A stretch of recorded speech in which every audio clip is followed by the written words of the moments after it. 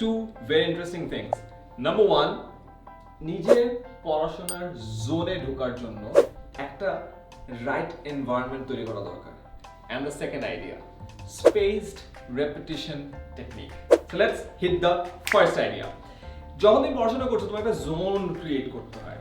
আর এই জোনটা যদি হয় তোমার নিজের খুবই আদরের বিছানা এবং সেই নরম বালিশটা যেটার মধ্যে তুমি মাথা এলিয়ে দিয়ে তোমার বইটা খুলছো, তোমার নরম বিছানার নরম বালিশ তোমার ঘুমানোর ইন্ডিকেশন দেয় তোমার মাথাকে। আর তোমার আস্তে আস্তে ঘুম লাগবে, ঘুমায় যাবা। বিকজ ওই এনভায়রনমেন্ট এমনভাবে তৈরি করা হয়েছে যেন তোমার ঘুম ধরে। তুমি পড়ার জন্য যদি বিছানায় শুয়ে থাকা এই মডালিটি ইউজ করো, অফকোর্স তোমার ঘুম ধরবে, তোমার মাথা জিনিসপত্র ঢুকবে না।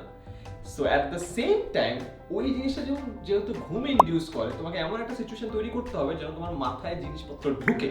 কি করতে পারো? এমন একটা জোন ক্রিয়েট করবা টেবিলে, যে তোমার পড়ার জন্য। যে আমার কম্পিউটার টেবিলের পাশে কম্পিউটার একটা পাশ আছে, তার ঠিক সাইডে পড়ার একটা জায়গা আছে যেখানে আশেপাশে জাস্ট বই, কোনো ডিভাইস নাই, কোনো মোবাইল নাই, কোনো চার্জার নেই, কোনো ইলেকট্রনিক কোনো ডিভাইসই নেই, জাস্ট লাইট আছে অ্যান্ড বই। সো দ্যাট আমার ওই সময় অন্য কিছুতে হাত না পড়ে, অ্যান্ড ডায়েরি, সো দ্যাট আমি নোট তুলতে পারি, উপরে মার্কার সো দ্যাট হাইলাইট করতে পারি, স্টিকি নোট ইম্পর্টেন্ট কিছু থাকলে লাগিয়ে রাখতে পারি। সো সুবিধা হলো যখন আমি ওই জায়গায় বসি, আমার মাথায় ঘুম আসে না, আমার মাথায় ফেসবুক আসে না, আমার মাথায় ইলেকট্রনিক ডিভাইসের ডিস্ট্রাকশন আসে না, পড়ার মধ্যে থাকি। হাতের কাছে জাস্ট পড়ার ডিভাইস, আর হাতের কাছে যদি সামনে যদি বই থাকে তুমি বই নিয়ে কাজ করবা।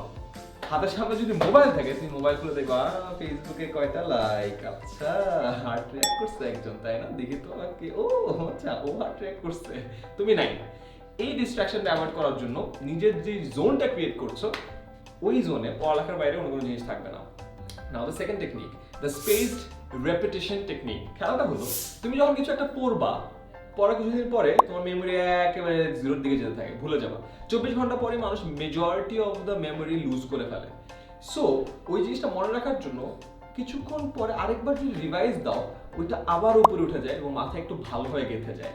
তো একটা জিনিসকে যতবার রিভিশন দিবা তত বেটার হয়। সো এখানে খেলাটা হলো স্পেসড মানে গ্যাপ দেয়া, রিপিটেশন মানে পুনরাবৃত্তি করা।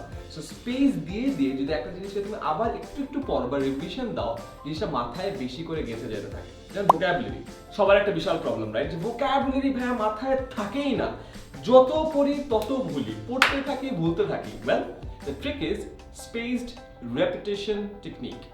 আজকে তুমি এ পড়লা, কালকে তুমি বি পড়বা, পরের দিন তুমি সি পড়বা, মানে এর ভোকাবুলারি, বি এর ভোকাবুলারি, সি এর ভোকাবুলারি। যেদিন যেটা পড়তেছো তার আগের 2 দিনেরটা রিভিশন দাও। যেদিন তুমি সি পড়লা আগের এ আর বিটা রিভিশন দাও। যেদিন ডি পড়লা আগের বি আর সি এরটা রিভিশন দাও। যেদিন ই পড়লা আগের সি আর ডিটা রিভিশন দাও। সো যেটাই তুমি পড়ছো পরের 2 দিন কিন্তু রিভিশন দিচ্ছ। সো যখন একটা জিনিস পড়লা পরে 2 দিন রিভিশন দিলা, স্পেসড দিলা, একটা স্পেস দিয়ে রিপিট করলা, মাথায় গেঁথে যাবে। 7 দিন পরে একদিন ব্রেক নিবা, ব্রেক নিয়ে ওই গত 7 দিনের পড়াটা পড়বা, ওই দিন ব্রেক, নতুন কিছু পড়ার দরকার নেই। সো আবারও 1 সপ্তাহ স্পেস দিয়ে আবার রিপিট করলা, মাথায় গেঁথে যাবে।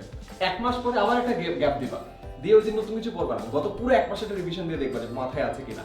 এই যে 1 দিন, 1 সপ্তাহ, 1 মাস স্পেস দিয়ে ওই পড়াটা রিপিট করছো, তখনই জিনিসটা মাথায় গেঁথে যায় আর কখনো ভুলবা না। So yep, to get in the zone, তোমার এনভায়রনমেন্টটা তৈরি করা অ্যান্ড পড়া মনে রাখার জন্য স্পেস রেপিটেশন টেকনিক ইউজ করা, ট্রাই করে দেখো। পড়ার মানে কি, পড়ার বাপ মা 14 গোষ্ঠী উদ্ধার করে দিতে পারো।